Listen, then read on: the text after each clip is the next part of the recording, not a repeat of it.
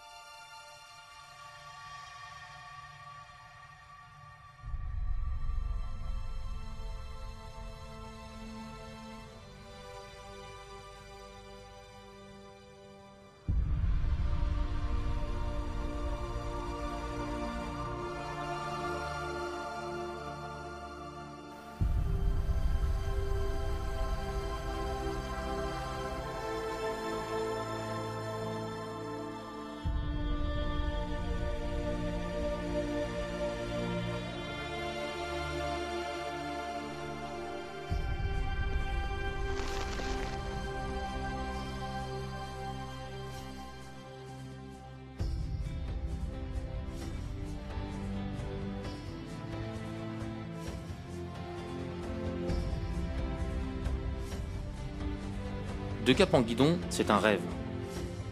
Puis le rêve devient projet. Le projet de notre périple en vélo tout autour du monde. Deux caps en guidon, c'est l'aventure au quotidien de deux voyageurs formant un couple de globetrotters. C'est le désir de passer les caps de la routine et du quotidien pour se consacrer au jour le jour, à la découverte et à la rencontre, au guidon de nos vélos. Deux caps en guidon, c'est tout de suite, c'est maintenant. Hop hop hop! Avant de partir au bout du monde, faut déjà préparer le matos et enfin quitter le bercail. On se la refait?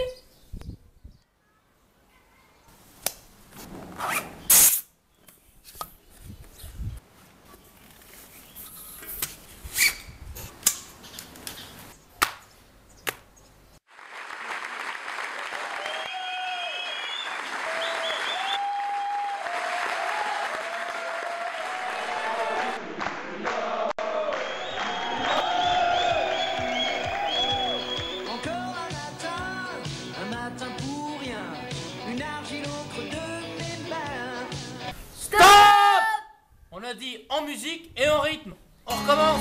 Encore un matin pour rien, une argile au creux de mes mains. Encore un matin, sans raison ni fin, si rien ne trace son chemin. Matin pour donner, ou bien matin pour prendre, pour oublier ou pour apprendre. Matin pour aimer, maudire ou mépriser, laisser tomber ou résister. Des écrevisses de Charente-Maritime, quelle est leur spécificité? Elles font 8 mètres de long Oui. et 70 kg. 70 kg. Il faut être 4 pour la sortir. Une fois que vous l'avez, il faut appeler à l'aide et puis on la sort à 4. Encore un matin qui cherche et qui doute, matin perdu cherche une route.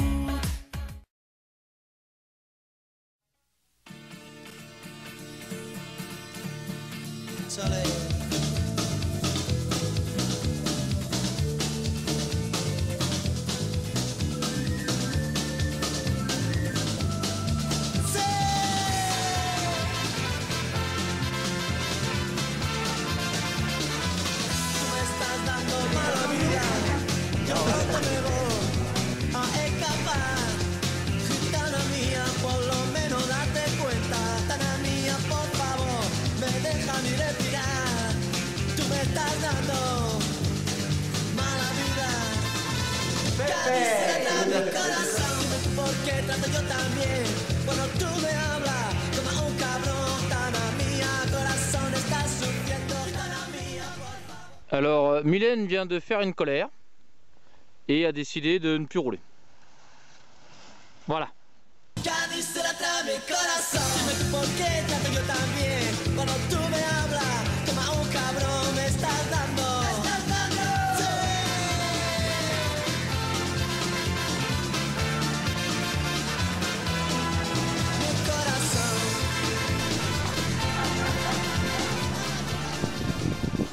Eh oui, on fait notre 2000e kilomètre à Ciudad Real en Castille-Manche.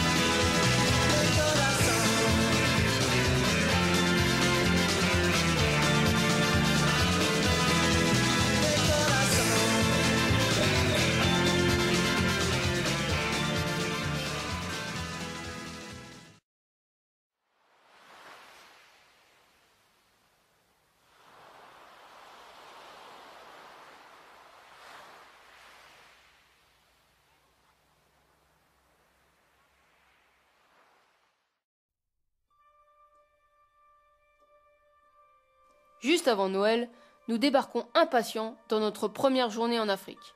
Direct, une vraie marche culturelle nous surprend pour nos premiers pas sur le continent noir. Et c'est par Tanger que nous débutons notre visite. Sa grouillante médina aux 100 épices, aux 100 babouches. Son labyrinthe de ruelles colorées nous envoûte et nous invite à voyager toujours plus dans ce Maroc déjà fascinant. À peine remis en selle, nous sommes accueillis par toute la famille Rimbu, douée d'un sens de l'accueil hors du commun, nous démontrant ce qu'est l'hospitalité chez les Marocains. Vous êtes prêts? Attention, Moustapha, c'est à toi. 2 caps en guidon. 2 caps en guidon. Parfait! Surexcités par de nombreuses et belles rencontres, nous continuons de nous diriger vers le sud par la côte atlantique et découvrons Casablanca et sa grandiose mosquée Hassan II. Encore plus loin, nous passons Nouvel An sur la très fameuse place Gemma Efna de l'exubérante Marrakech où nous faisons là aussi d'étonnantes rencontres dans les souks de la ville.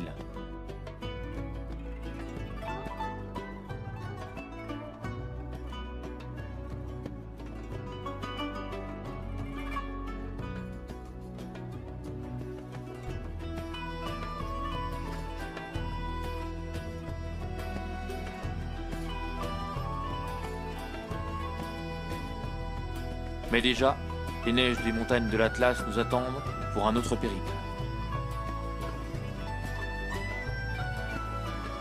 Car c'est dans le massif du Djebel Toubkal que nous tentons de grimper vers le sommet de l'Afrique du Nord, perché à plus de 4000 mètres d'altitude. Mais ils sont où les vélos? Ah, les vélos, on les a laissés en bas parce qu'on fait une petite excursion de 2 jours dans l'Atlas et on les a laissés en bas et on va aller faire une petite grimpette, une petite excursion de 2 jours. Donc suivez, c'est par là que ça se passe. Allez hop! Facile techniquement, la longue marche d'approche et une montée sèche en fin de parcours entament un peu nos souffles de cyclistes sur l'arête de la montagne. Mais le bon plan randonnée d'altitude par l'Atlas nous récompensera de superbes moments sur le toit du Maroc. Là-haut, on en a pris plein les mirettes. Glace et température négative au rendez-vous, vision grande nature sur les dernières neiges d'Afrique.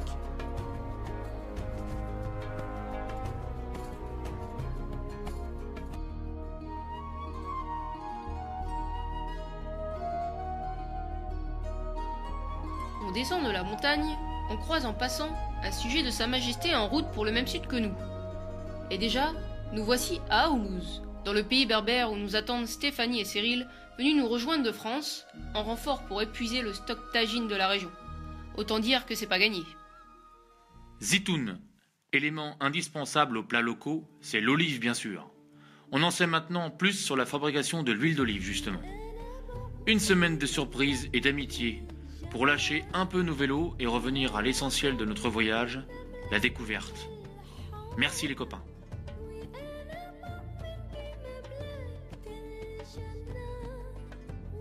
Nous retournons à nos bécanes pour finir d'explorer ce pays parfois mystérieux et toujours vivant. On surprend les enfants des villages de montagne. On boit le whisky marocain en attendant que passent les heures chaudes de la journée. D'ailleurs, combien en avons-nous bu? Des centaines? Vous l'avez compris, nous parlons bien du thé à la menthe, incontournable du pays.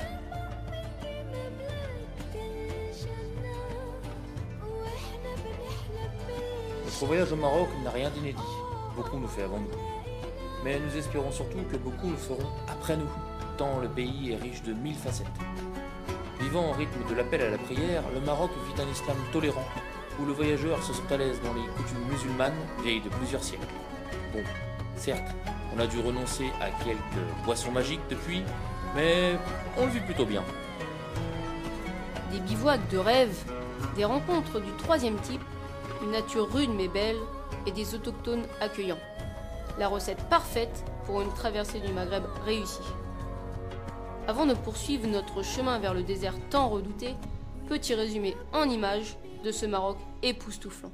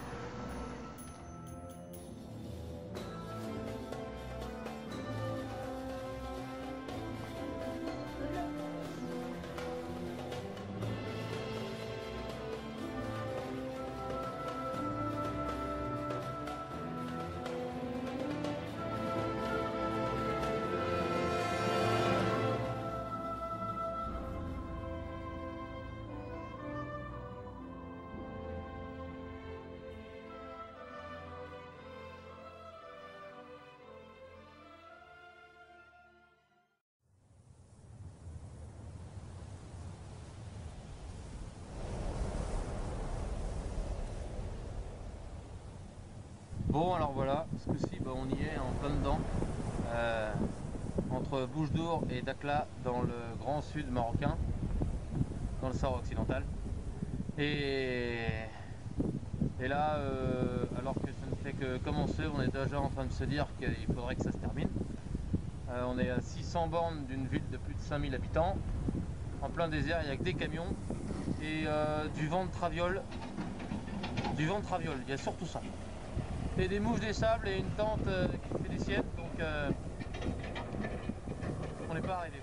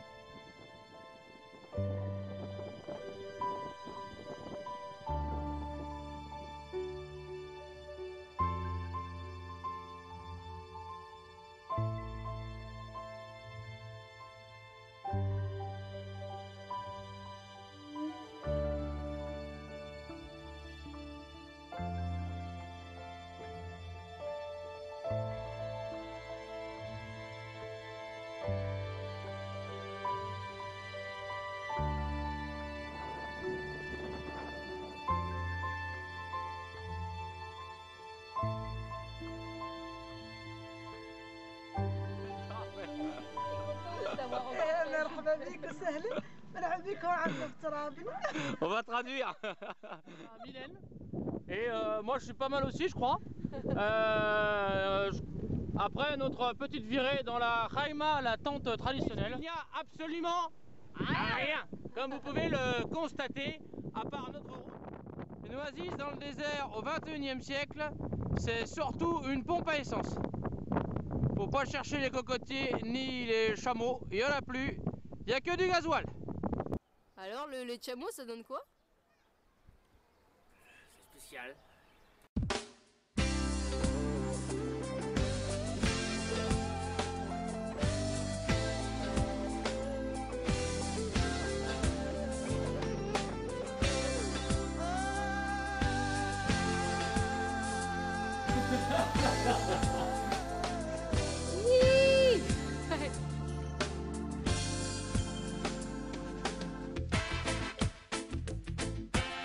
Ah, le Sénégal, enfin! La récompense vivante de ce voyage au bout du Sahara. Une vraie délivrance, après quelques 2000 km dans le désert, dont près de 600 en Mauritanie. L'effervescence de ces marchés, les couleurs des pirogues de pêcheurs, l'omniprésence des sourires sur les visages des habitants de ce coin d'Afrique, un vrai ravissement pour les yeux, et surtout 15 jours de repos pour nos mollets fatigués. Le vélo Caprice nous fait encore des siennes, on l'a appelé comme ça parce qu'il nous fait toujours un petit problème par semaine. Et là, il est l'auteur de la première crevaison de ce voyage. Donc les réparations s'imposent, avant de repartir. Bon, vous l'avez compris, arriver dans le pays de la Teranga après s'être aventuré dans le désert en vélo, c'est toujours une victoire. Dans un pays où le baobab est sacré, la nature se fait plus douce et chaleureuse, tout comme les Sénégalais d'ailleurs. Entourés de nos parents, venus découvrir avec nous ce pays vivifiant, nous en profitons pour rendre visite à la cousine Laurence, sénégaloise depuis longtemps, pour une fin de parcours au son du djembé, dans la langueur des soleils tropicaux. Allez, assez parlé, place aux images.